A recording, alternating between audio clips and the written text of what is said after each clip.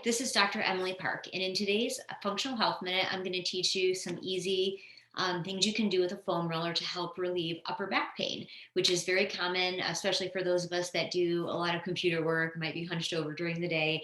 You end the day with this kind of upper back tension, and it's actually for most people, it's quite easy to give yourself some relief. So this is my favorite foam roller. It's called the Grid, and it's kind of like a PVC pipe that has some foam over it. There's many different types and brands of foam rollers out there. You can choose whatever you like.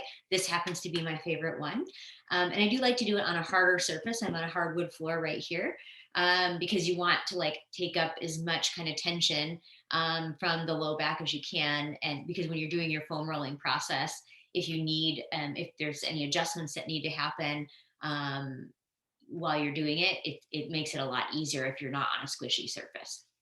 So you're going to put the foam roller kind of behind your low back a little bit, and you're going to just lean back, right? So that's step one. If you have long hair, you're going to want to kind of get it up and out of the way. And if you have a hood, same thing. You want to get it up and out of the way because as you roll, it'll take it right under the foam roller. I have lost some hair that way. So just kind of giving you the expert tip here. So next, you're going to want to open up your elbows so that and you're going to want to look up toward the ceiling. So you've got a little bit of stretch in your chest muscles. And then you've got your feet kind of like shoulder width apart down here, and you're going to lift your hips up now. So you're off the ground and you're kind of looking up. And the closer I get towards my upper back, the more I'm going to raise my hips and my knees. And I'm going to kind of almost point my head down. See how I'm kind of pointing my head down this way? And you go really slowly. And if you've got any upper back tension that needs to be released, you can hear some cracks. And as I get closer towards the lumbar spine, might notice I'm sitting up a little bit. So I'm back to the starting position. So you're sitting in this position with the roller kind of, a little bit on your low back and a little bit on the lower part of your upper back. And you're going to arms open, look up, raise your hips a little. And you're going to, as you roll down, I'm going to point, like I said, point my head down as you get towards the upper back, toward the neck.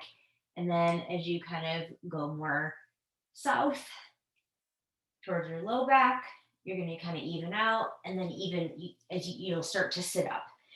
So that is, I find, a really great way to kind of relieve a little bit of low back tension at the end of the day. Now, the second thing that I do, as soon as I get up from this, I actually stretch out my chest muscles. So I'll stand in a doorway, and I'll put my arm on the doorway, and I'll stretch my chest muscles in a couple of different positions. This whole thing, takes about literally 30 seconds to a minute if you do it right, and it can be quite relieving.